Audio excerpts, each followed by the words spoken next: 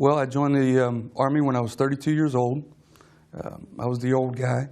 I did my basic training at Fort Knox, Kentucky as a Cavalry Scout back in 2005. I've got 3 children, Savannah, 15, Grant, 12, and Sadie, 9. Was divorced, decided to go into the military, be part of something bigger in my life than what I was achieving at the time. I was, a chef working in hotels and everything.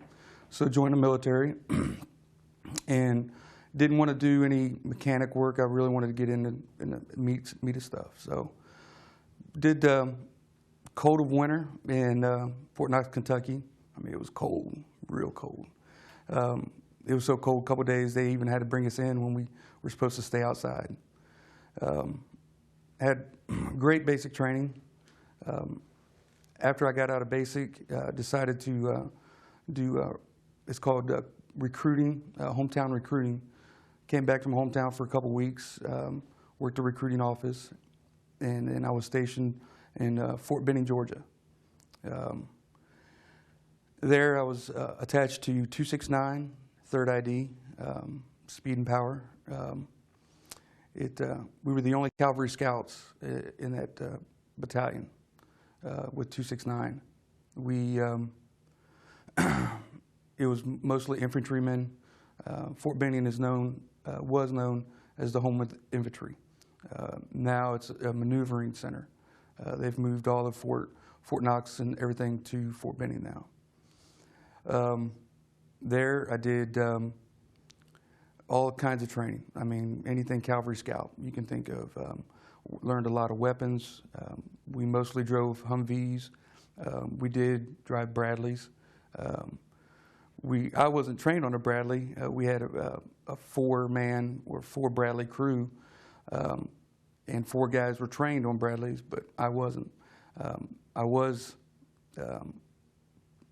my captain's driver, the platoon leader, Captain Sirota. He was my platoon leader. And then we had 2 platoon sergeants, Sergeant Matwig and Sergeant Johnson. Sergeant Matwig was there at the beginning, and Sergeant Johnson took over. In my truck, which was Sabre 1, we had Sergeant Wiley, Norris Wiley, great, one of the best men you can possibly imagine. Great leader, true trainer. He always ragged on me because I was older than him. They all called me Popsicle. My last name's Seckel, and I was one of the oldest guys in my platoon. I think there was one other guy older than me. But they all ragged on me about being the oldest guy and being a private when I first started. I said, you don't have to worry about me. I was made for comfort, not for speed. And you can run laps around me, but I can outruck you any day. And when we were to be a Cavalry Scout, after you'd done all your training at basic training, you had to do a 20-mile ruck march with a 60-pound pack, with also all your body armor and your weapon. And a lot of guys fell out, but unfortunately I didn't. And then after the 20-mile ruck march, you get pinned your sabers, and they do a big ceremony and everything like that. And they pin you your sabers on your collars, and they used to smack them down, but now since it's the ACU digital camo, they Velcro it on, so it's funny.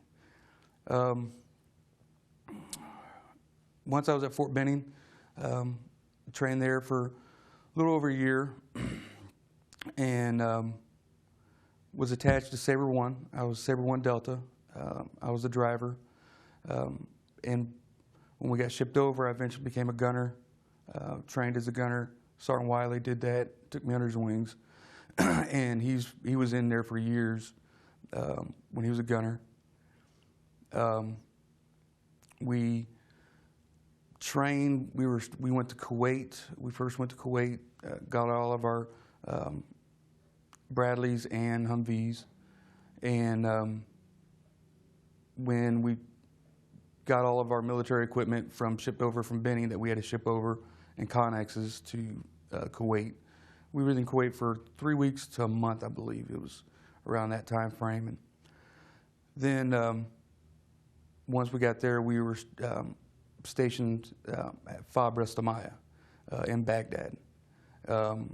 I believe, my memory's not the best, so you have to excuse me, but I do believe it was where it was stationed at was a military college where Saddam Hussein trained all of his military people. So we took over that, and it became a FOB.